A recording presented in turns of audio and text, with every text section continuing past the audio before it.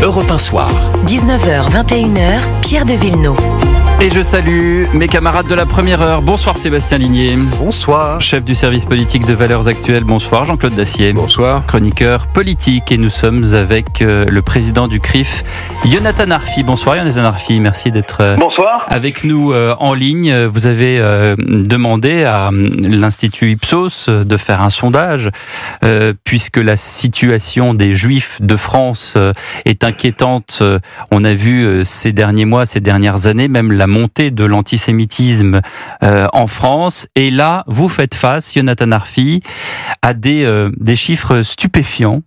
Celui qui me prend quasiment à la gorge, et j'aimerais que vous le commentiez en premier, c'est ce chiffre de 12%. Alors vous allez me dire 12%, ça n'est ni 30, ni 40, ni 50, mais c'est quand même un Français sur 10, plus d'un Français sur 10, qui considère que le départ des Juifs de France est une bonne chose. Oui, c'est un chiffre qui est terrifiant, qui m'a aussi saisi, parce que d'abord, c'est un chiffre qui a énormément augmenté. Il était uniquement à 6% il y a 4 ans.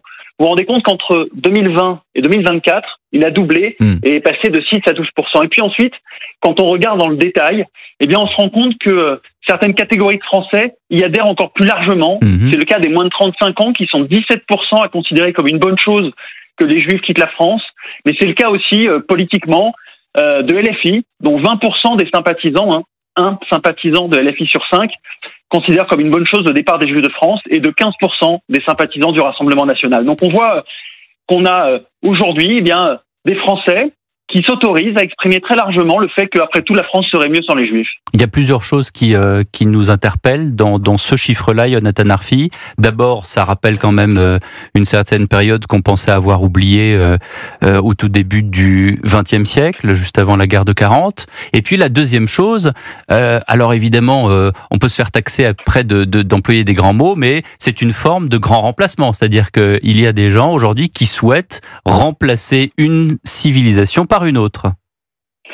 Écoutez, vous savez, les Juifs sont toujours un témoin des transformations de la société, des menaces qui pèsent sur la société. Alors oui, on sait que, par exemple, l'islamisme, dans sa doctrine idéologique, a au cœur l'antisémitisme. Il n'y a pas un islamiste qui ne soit pas aussi antisémite. Alors, on voit ça très concrètement sur certaines catégories de Français, et on le voit dans certains quartiers aussi, où effectivement l'antisémitisme est porté par l'islamisme. Et puis, depuis le 7 octobre dernier, on s'en rend compte aussi, très largement, l'antisémitisme est porté par la haine d'Israël. Cette haine d'Israël qu'on retrouve effectivement dans certains dévoiements de la cause palestinienne, chez certains activistes, et qui autorise là aussi de nombreux passages à l'acte. J'ai en tête une image pour illustrer cet antisémitisme que l'on voit depuis l'an dernier.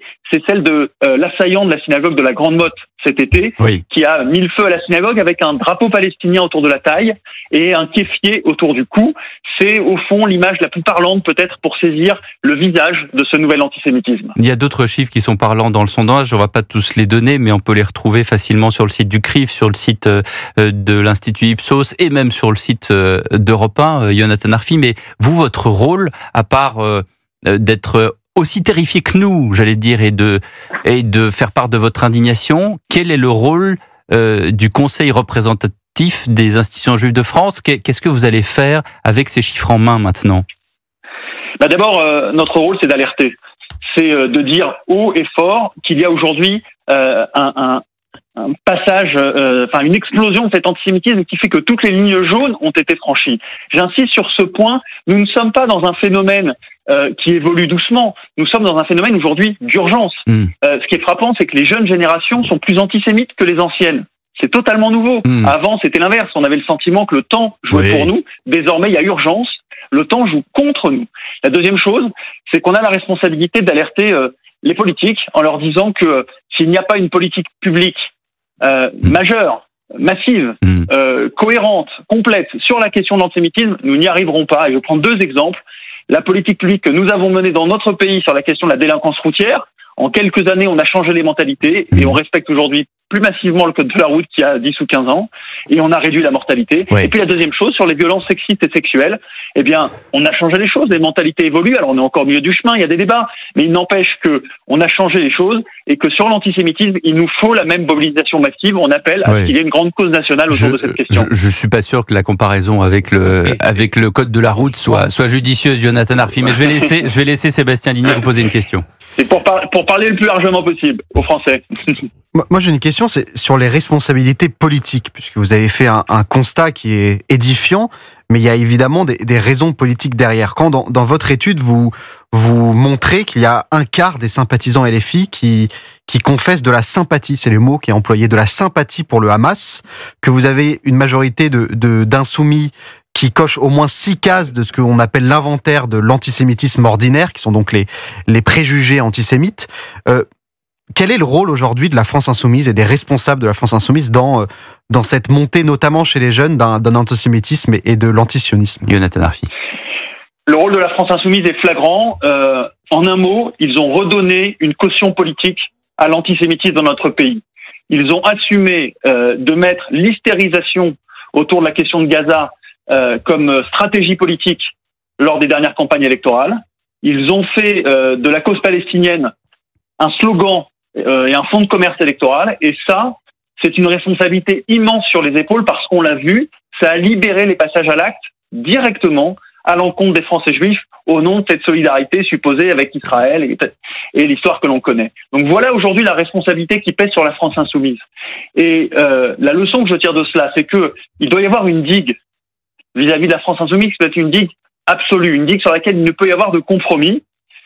Et je trouve que c'est un message envoyé à la gauche, au fond, ce sondage, qui doit, pour la partie la plus républicaine de la gauche, en tirer toutes les conséquences et assumer de rompre tout accord avec la France insoumise. Merci beaucoup Jonathan Arfi, président du CRIF, d'avoir été avec nous en direct sur Europe 1, 19h25. Dans quelques instants, le rappel des titres de l'actualité. On commente l'actualité avec Jean-Claude Dacier, avec Sébastien Ligné.